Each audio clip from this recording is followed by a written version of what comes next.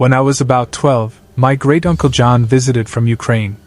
He was a storyteller, the kind who could make you lean in, hanging on every word. He had plenty of wild tales, but one stuck with me like a splinter under the skin, something I could never quite forget. It was the late 1960s. John was traveling by train through the Soviet Union, heading from his village to visit family in another town. At some point, he had to transfer trains, which left him stranded at a tiny, forgotten station. It wasn't much, just a weathered platform and a wooden shack, swallowed by dense forest. An old dirt road wound through the trees, looking as if it hadn't seen a traveler in years. He waited, and waited, but the train never arrived. Night fell fast, dragging the temperature down with it. The silence around him grew thick and suffocating, the kind that made him feel like the last person alive. Then, from the trees, an old woman emerged.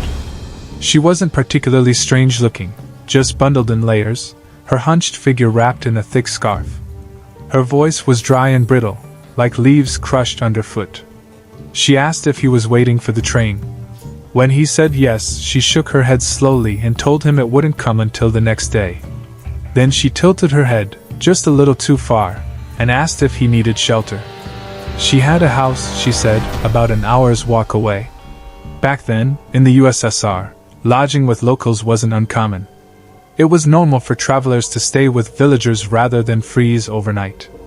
And the thought of spending hours alone in the cold, waiting for a train that might not come, wasn't appealing. So, he said yes. They walked through the woods, but the journey stretched longer than expected. The air felt heavy, the trees leaning inward as if whispering secrets. 2 hours passed instead of 1. But by then, he was exhausted, frozen to his core, and starving, so he ignored the unease curling in his gut. The house was a squat, 2-story structure, dimly lit by oil lamps.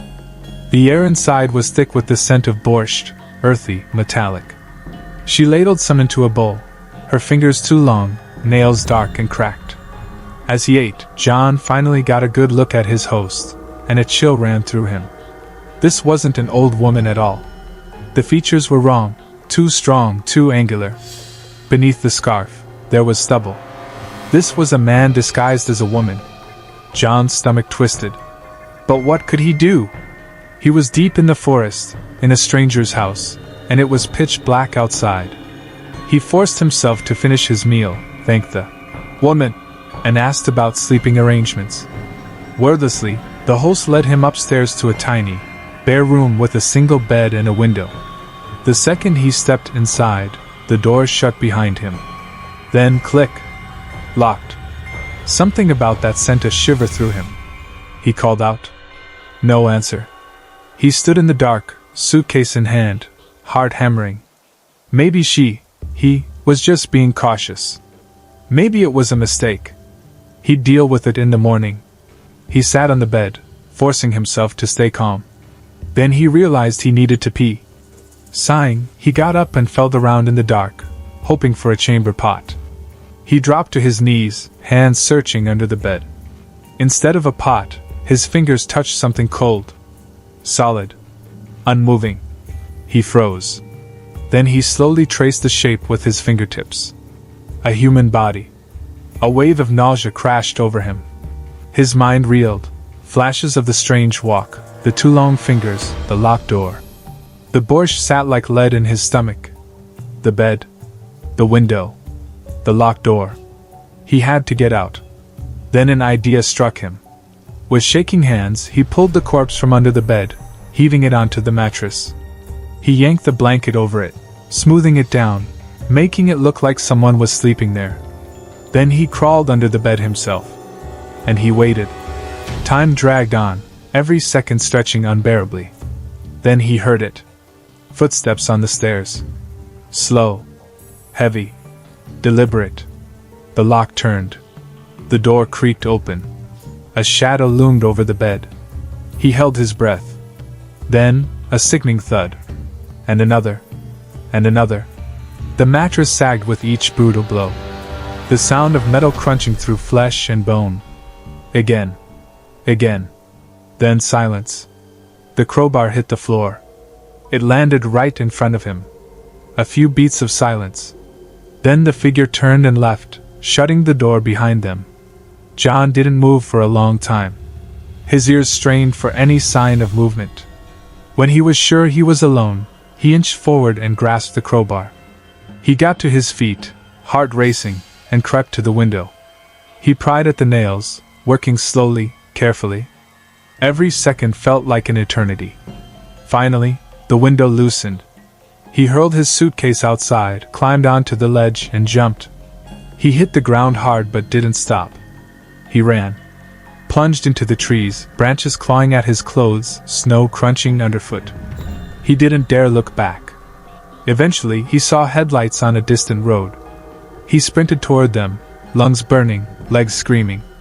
A military truck slowed as he waved frantically. The driver took one look at him and let him in. John never reported what happened. Back then, reporting something like that in the USSR could get you into more trouble than it was worth. Instead, he thanked God he had survived and swore to himself he would never take that route again. I locked the door behind me, my breath coming in ragged gasps. I told myself I was overreacting, that it had probably just been some random guy I hadn't noticed leaving. But deep down, I knew that wasn't true. That night, sleep was impossible. Every creak of the house, every gust of wind against the window made my pulse hammer.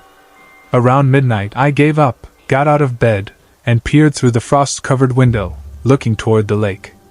The snow-draped trees stood silent and dark, their shadows stretching long and unnatural in the moonlight. The path was empty, but I couldn't shake the feeling that something, or someone, was out there, watching. The next morning, curiosity gnawed at me like a starving thing. I bundled up and trudged back to the lake, determined to find some kind of logical explanation. But when I got there, the ice was smooth and unbroken. No footprints. No sign that anyone had been there. Not even mine from the night before. It was as if the lake had erased itself, wiping away every trace of what had happened. I haven't been back since. Whatever I saw, or didn't see, that night still haunts me. I've tried to rationalize it, tell myself it was just a trick of the light, an overactive imagination. But I know what I saw. There was a man standing on the ice. And then there wasn't. And some part of me knows he wasn't just a man.